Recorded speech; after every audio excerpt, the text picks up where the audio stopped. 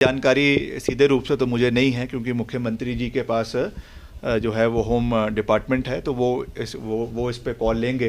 कि किस तरीके से जो भी एसओपीज़ है कैसे उसको प्रदेश के अंदर इम्प्लीमेंट करना है। पिछले एक दिन पहले या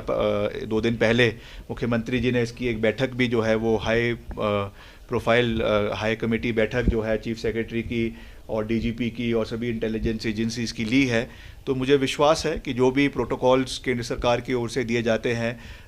मिनिस्ट्री ऑफ होम अफेयर्स के माध्यम से दिए जाते हैं, उनको फॉलो किया जाएगा। वैसे तो हमारा कोई सीधा बॉर्डर पाकिस्तान के साथ नहीं लगता है, बीच में पंजाब है, जम्मू कश्मीर है, मगर फिर भी हर तरीके से एहतियात जो है वो बरता जाएगा। जो भी प्रोटोकॉल्स वो कह रहे हैं, कोई असेंबली की बात है या कोई लाइट्स के बारे में है या जो भी प्रोटोकॉल्स वो दे रहे हैं, उनको फॉलो करना ये हमारा दायित्व है और उसको निश्चित तौर से जो कंसर्न डिपार्टमेंट है उस पर कार्य करेगा और हम भी उसमें जो भी सहयोग हो सकता है हम भी करेंगे। जिस तरीके से जो टेररिस्ट की घटना जो पहलगाम में हुई थी और उसमें प्रधानमंत्री जी ने बड़े साफ शब्दों में ये बात कही थी कि इसकी रिटेलिएशन हमारे आर्म्ड फोर्सेस के माध्यम से होगी और उसमें पूरा देश उनके साथ खड़ा है। देश के 140 करोड़ लोग उनके साथ खड़े हैं, सभी विपक्षी दल उनके साथ खड़े हैं और एक निर्णायक तरीके से रिटेलिएशन हुई, जिसमें करीबन 7 से 8 जो आतंकवादी ठिकाने हैं उनके ऊपर जो है मिसाइल से और ड्रोन से उनके ऊपर हमले हुए। वहाँ पे बहुत से लोग मारे भी गए, बहुत से आतंकवादी मारे गए और उसका पूरे देश ने उसका स्वागत किया है। मगर इसमें जो सबसे महत्वपूर्ण बात है, जब हमारे इंडियन आर्मी के ऑफिसर्स ने, कर्नल ने जो ब्रीफिंग करी है, उसमें ये कहा है कि ये एक नॉन एस्केलेटरी मेजर है, यानी हमने डेजिग्नेटेड रूप से ना तो पाकिस्तान के किसी मिलिट्री इंस्टॉलेशन पे हमला किया, ना ही किसी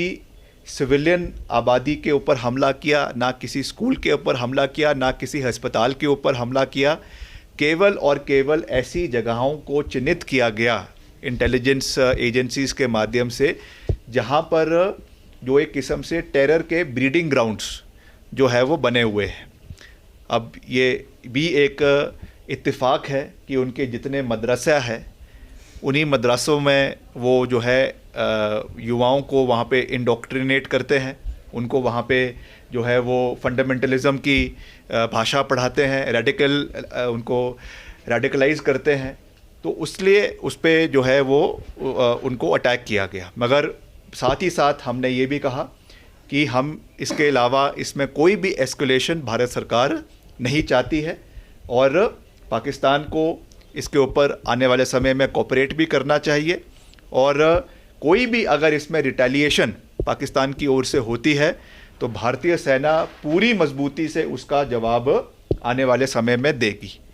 तो यहाँ अभी स्थिति बनी है। अब ऐसा कुछ मीडिया के माध्यम से जानकारी प्राप्त हुई है कि कुछ इलाकों में उन्होंने रिटेलिएट करने की कोशिश करी है, मगर जो हमारे अर्ली वार्निंग डिफेंस सिस्टम देश का है, उन्होंने उस मिसाइल्स को डिटेक्ट किया है और उनको ध्वस्त किया है। तो ये तो अब निश्चित तौर से एक डेवलपिंग सिचुएशन है जो समय समय के ऊपर बदल रही है, समय समय के ऊपर इसके ऊपर नई चीज़ें हो रही हैं। मगर इन टोटलिटी हम ये कह सकते हैं कि इस जो है मुश्किल समय में पूरा देश एक साथ है, पूरे देश की भावनाएं एक साथ है और उसमें जिस तरीके से सांप्रदायिक ताकतों ने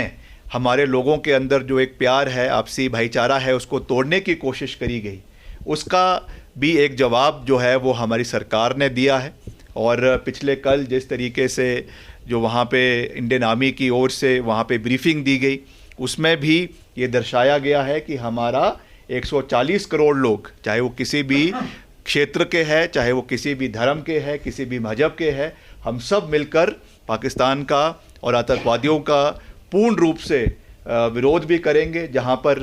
एक्शन लेना हो एक्शन लिया भी जाएगा। मगर अंत में मैं यही कहना चाहूँगा कि भारत एक रिस्पॉन्सिबल देश है, एक रिस्पॉन्सिबल मुल्क है। हमारी पॉलिसी है कि हम फर्स्ट यूज़ न्यूक्लियर पावर्स का नहीं करेंगे, मगर जहाँ जिस तरीके से प्रोवोकेशन पाकिस्तान की ओर से हो रहा है, उसमें जो भी हमारी सरकार निर्णय लेती है, हमारा जो आर्म्ड फोर्सेस है वो निर्णय लेते हैं, उसमें पूरा देश उनके साथ है और कांग्रेस पार्टी भी उसमें सम्मिलित है। हम मिलकर लड़ाई लड़ेंगे और अपनी देश की जो हमारी प्रभुता है, हमारी इंटीग्रिटी है, हमारी टेरिटोरियल इंटीग्रिटी है, उसको बनाए रखना ये हम सब का परम जो है दायित्व भी है, धर्म भी है, और उसमें हम कभी भी पीछे नहीं हटेंगे।